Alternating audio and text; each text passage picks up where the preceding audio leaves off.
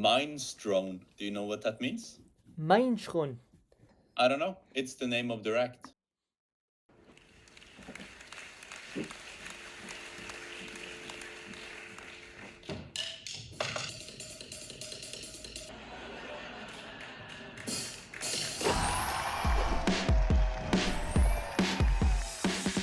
Here comes Luca. Yeah. I'm wondering Yes. if there were someone called Lombardi on the top 40 this year. Wasn't there? Was there from Chile? Yeah, this is my sister. Ah, really? No way! That's so cool. Yeah. Are you actually serious? That's incredible. Yeah. Sorry, I just answer Liza. Let me know when you go. So Oh, yeah. wait, I send her a photo. Okay. Of that it was Liza and you. Oh, there you are. Hey, Lisa. All right. So All we right. are here with Luca Lombardi and Liza van Brakel, and they are here to talk about their Juggle act that's going to be this year on EJC. Welcome. Hello. Hello, hello. How are you guys? Hello. Good. Really good. Really good. Thank you. Awesome. And Yeah. you? Yeah, I'm great. I'm real excited to hear about this act. We have gotten a short video from you guys where you show something that you're going to do, and it looks really cool.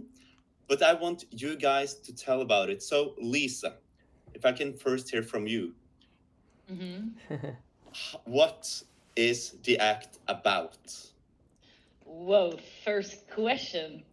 I mean, what's it about? I mean, it's about a juggler and a drummer, a meeting between a drummer and a clown and drummer meeting with a juggler, and all the possibilities in these two characters, what they can do together and not, also, especially also what they cannot do together.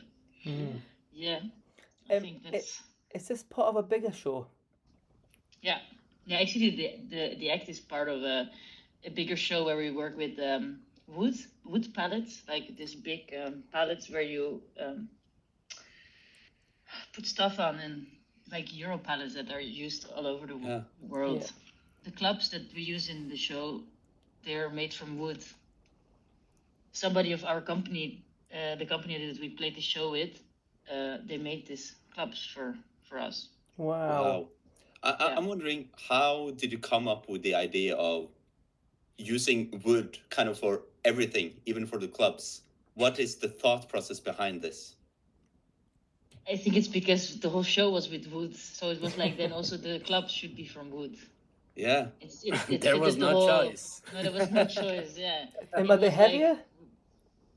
Yeah, they are heavier, and Okay. also a lot of splinters. Oh, wow. Okay. Yeah. Yeah, it's much more difficult to juggle with, but like you get the extra to it, and that's the sound that is really cool. Yeah. Yes. The Because- warm up of Liza is Yeah. to sandpaper the clubs before the act every time. Do you actually sandpaper them before Yes. going? You do. Wow. No Yeah, way. I don't do warm up. Like I don't juggle, so I sandpaper and then get my arms get like warm. But What actually, what grit do you use on the sandpaper? Like, how rough is the paper that Not you so use? rough. No, it needs to be like not so rough that the wood gets nice and soft. Nice and Yeah. smooth. Yeah, because you mentioned briefly that they kind of make this particular sound in a way. And that's also kind of where you come in, Luca. Because as I've understood from this text, you are a drummer. And you guys collaborate a lot with kind of making these different rhythms. Yeah. But also, I don't know anything about your juggling. Are you also a juggler? I was. You were a juggler. Okay. I'm not anymore. Yeah. No, I was juggling a lot. Then I stopped. Then I did start to do clowning. So, and this is what I mainly do: clowning and drumming, just on one hi-hat. And yeah, the research we did mainly was about searching the connection in between the sound of the hi-hat, with the stick, with the claps, and with the material we have around. So actually everything sounds the chair where I'm seated. Yeah. Seated? Is this English? Is it? Yes. Yeah, is it? Yeah. Wow. Wow. And yeah, also the pavimento, the floor. The floor, we make sound out of the floor. The sticks on the clubs.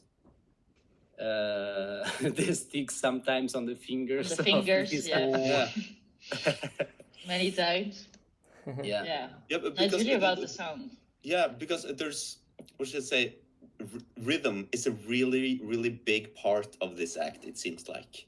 And I'm curious, especially when you guys kind of collaborate with the rhythm, when you kind of do things in sync, or Lisa does something, then you, Luca, do something, and it sounds really cool. Where do you start? Do you start kind of with figuring out some cool drumming things, and then you make juggling to that? Do you start with the juggling, or yeah, how does the interaction between you guys work? That's a really good question, because we were talking about that before, that we actually don't know how it started. Like, Whoa. I remember that in the show there was the discussion once that we needed a transition in between two scenes, and then we said, oh, we propose we can do something. Yeah.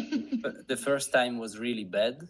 This Yeah, is really the bad. remember I have from the beginning. Then how we create, I think, is for sure both. Like Liza's here a rhythm I do on the hi-hat, and she have an idea about the pattern she can do with claps and sounds, and the opposite.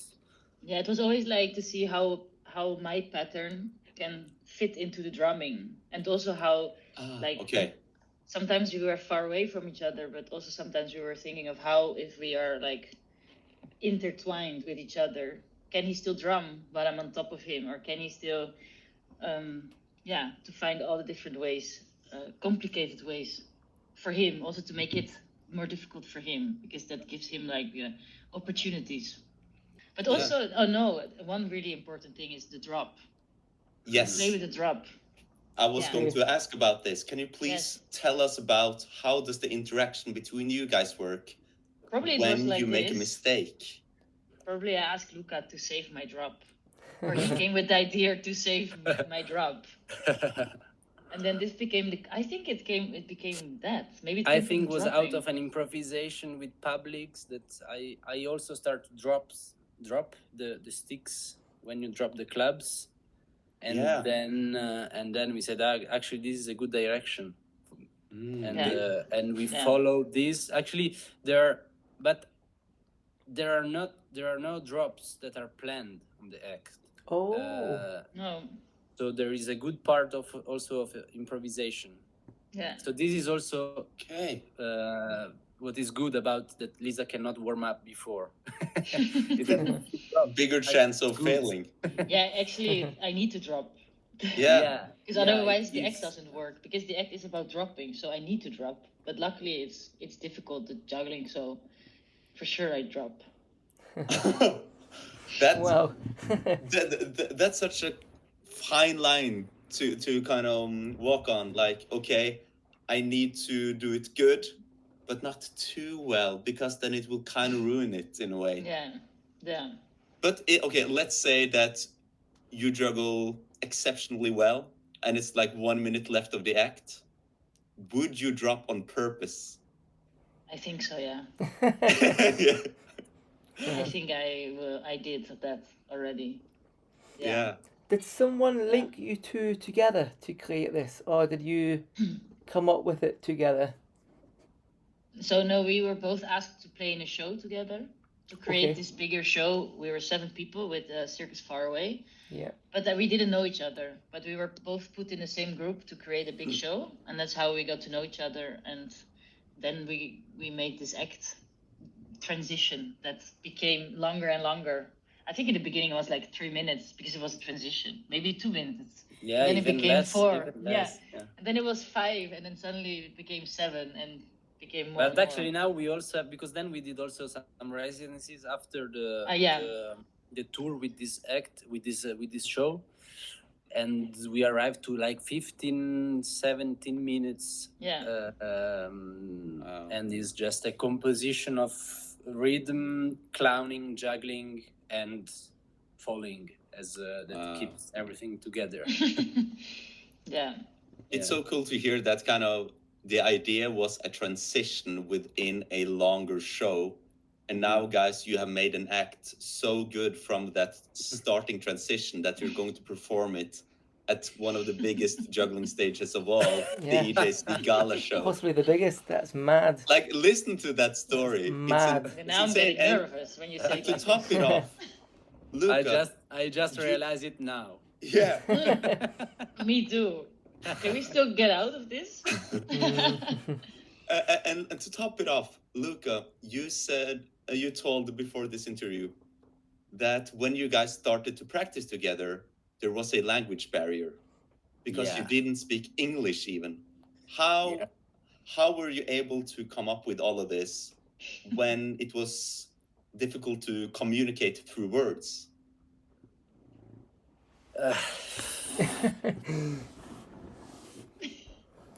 But actually, I think that there is something in this act that is a bit also what happened in our real life. That at the beginning we don't understand each other, then we start to understand each other a bit better, and then we can talk and laugh and everything. And I think a bit the same it happens also in this act. At the beginning we meet, and I have sticks and a hi-hat, and she have wooden clubs. Really absurd, like an Italian and a Dutch that meet in Switzerland. It's the same for me, actually. It's super absurd, yeah, it's true. Wow. And then slowly we learn together a language that is the rhythm that is as trained as English. Your English is actually really good. How long have you guys been doing this act for? When did we start? 2019? Wow. Okay. Okay, so a while then. Yeah. I mean, then we started the creation of the show. I think we started playing in 2020 or 2000. Yeah. Yeah. Okay, so I'm wondering now, because Luca, you're drumming, and Liza, you're juggling, but while collaborating, I'm not going to ask about the rhythms now, but are there any techniques or tricks that you kind of had to learn from the other person that was difficult for you guys to learn? For example, I see it was a sequence where Liza, you throw a club to him and he kind of smashes it back, and some different interactions like this. I mean, I think it helps that Luca is a juggler also, that he understands. I was. Yeah. You were, yeah. Yeah. But so he understood in the past that how to catch. So, and actually she's a drummer. I mean, if I'm a juggler, you're a drummer. Yeah, then I'm a drummer too. Yeah. Yeah. Maybe. So actually, yeah. So I'm done. I think we were like also helping each other in that. Actually, less than maybe having to learn something from the other. I think it was more of Yeah. I think the difficult, like, there is in the construction sometimes of the rhythms. Yeah. There is this thing that I mainly play in 4 because it's much direct to remember or to get the rhythm, but sometimes the pattern are in 3. So one time she start with the right and the other time with the left, and so like from my perspective, most of the time I have to see on which hand is she, to be able to remember, okay, this is the last time we do it, and then I fall, and then something new happen. Wow. So that there is this together 2 against 3 that that then, I mean, that makes the rhythm interesting to hear, but from the inside difficult to stay on the beat. So, yeah. Wow. One thing that kind of stood out to me in this act was how many surprise moments there were. Like, it's so many times you're like, whoa, this happens. Oh, there's another guy. Wait, what happened now? Like, there's so many things that just kind of shocks you in a way. For example, things with the chair falling over the hi-hats, the pushing, the rollerblades. Like, So many random things happening at once. How do you come up with all of these things? The rollerblades we will not see at EJC, I think. Okay. For people going to think, where are the rollerblades? Yeah. Maybe we can still find a way to put the rollerblades in, but for now. No, but I think this was part of the old show. Yeah. There was a need to introduce stuff. Introduce Stuff. Yeah. Okay. Yeah. Before, and so we said, okay, this is a good moment for us to have a break or to have another little fail, and you can pass now with the blades. Yeah. So the act that you sent us, Lisa, is that is the act chopped out of the show? Yeah. Yes. Yeah. Okay. How many times have you actually performed this solo outside of the show? Wow. So we'll be the first to see it then. We only played like the longer version, the 20 minutes. Wow. Yeah. But this was in a really tiny trailer in a wagon for like 10 audience members. So very intimate. Yeah. It's the first time that we do it on the big stage. It's also still the question how. But yeah, because we didn't play it yet on a different stage. So it's going to be the first time, yeah. Cool. What do you think is going to be the biggest challenge about doing it on a bigger stage? The sound. Yeah, how to amplify everything. Okay. Do you think you need to have external microphones on the stage, or Yes. you will? Wow. I mean, that's the idea. That's what we're speaking about. That actually, I think we need that. Yeah. Is this something that EJC will provide? Yeah. Wow. That is big. But it's so important to hear it because it's so sound-based, the act. Yeah, it's super important that you hear it. Actually, that's the Yeah. most important, Yeah. I think. Yeah. After the falling. Because this is going to be a fun interaction, because I'm just thinking, if the audience is super engaged, then maybe they will struggle to listen to the details. But if they're more reserved, they're going to hear all the details. Like how do you want the audience, how would the perfect audience for this act at EJC Gala Show, how would they behave when watching this? They have to be silent. They have to be silent. Yeah. Silent but amazed.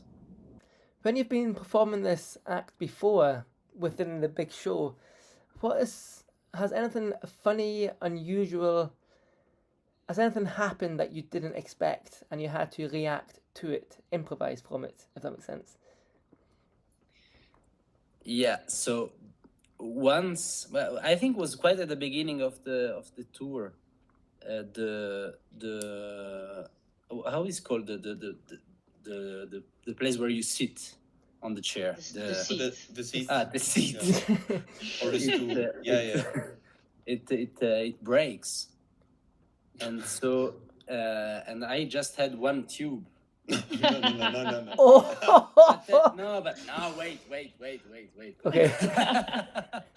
No, so then we had to react on this, and I couldn't see it on the thing. Then I think Liza, she took the like half of this seat and put it like in balance on the tube, and I tried to sit there, but I think I remember that I did like a squat for 5-6 minutes. all the act. But Yeah. for sure, many other. Yeah, I remember one that there was a guy in the audience that had to laugh really loud all the time. Then you always looked at him, and then you brought him into the act, Yeah, Oh, yeah. wow, that is so cool. kind of from a distance. And also once there was a kid that actually he destroyed the concept of the act at the old beginning. So because she dropped the club. Yeah. And I couldn't start to drop my stick. Then a kid stand up and went on stage, took the club and give her back. I was like, all right. So because we are used to take the things that happen, and this time I was totally Okay, so blackouts. It's the end. Like, It's often how like we continue. getting frustrated from someone being nice to you. Yeah. It's kind of Yeah. what's happening. Yeah. That's funny. Yeah, and many times the club flew in the audience also, I think. And Yeah, I think there are many other. And out of these things, we created new material. Yeah. Like always something new happened, and then we were like, Yeah. this was funny. Maybe we put it in the act. Oh yeah, let's put it in the act. Then, for example, maybe the hi-hat fell down, and we're like, oh, this is funny. Let's put it in. Yeah. I think all these things, they made the act.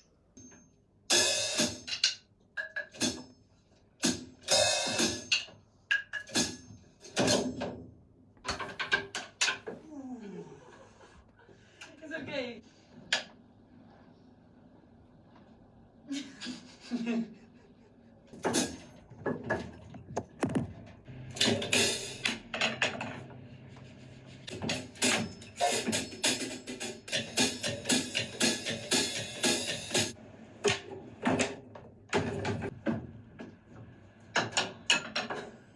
Okay, first I want to hear from Luca, then Liza. The final question.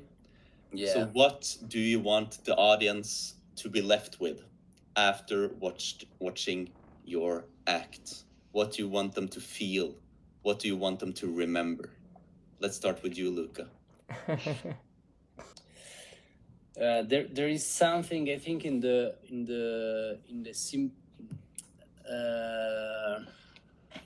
simplicity. Is this English? Yeah. Yeah.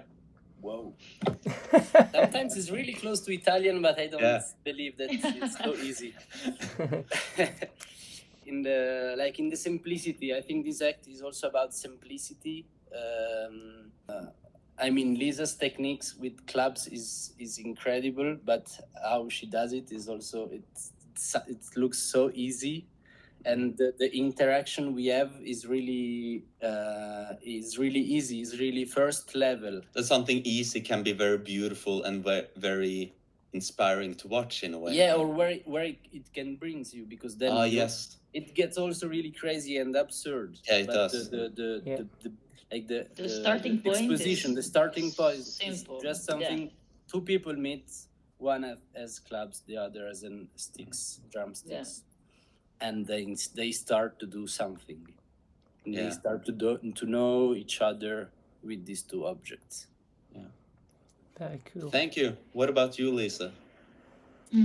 I also think I agree with Luca also. I think the simplicity of this different objects come together, the hi-hat, the chair, and the clubs, and these two people. Then also I think the whole failing part, like the dropping, that I think we emphasize in something good and something funny. And I think especially with jugglers, it's always painful to drop. And I think for me it was like I felt so, this act was for me so easy to do, because I didn't have the feeling of like, oh my god, I cannot drop. It was good to drop. So there was like a sort of freedom that I never felt before in any other juggling act. So cool. For me that was like a new thing, and I really I enjoyed the drop. And I hope also that people can see that and take that with them, that it's really okay to fail and just to make something out of it, because if we don't drop, this act is not funny, like so it's really important to do this drop. And what else? It's so refreshing, such a refreshing thought. Also for me to do it, it's really refreshing, because it's always like, okay, how is Luca gonna react? And I'm like looking forward to the reaction, because it's always different and new, so it's never the same. And what position are you going to standing while you drop? Yeah. And I also think just different way to show different ways of juggling, to inspire people to not throw all the time, and also look at other possibilities that are inside juggling. Cool. I think that. Yeah. Liza van Brakel, Luca Lombardi, thank you so much for doing this interview with us, and we're really you. looking forward to watching your act. Yeah. Thanks a Ciao. lot. And let's Yeah. finish out with this. See you Big high guys five soon. to the camera. Whoa. Come on. Yeah, go on. Like this. Boom. Explosion.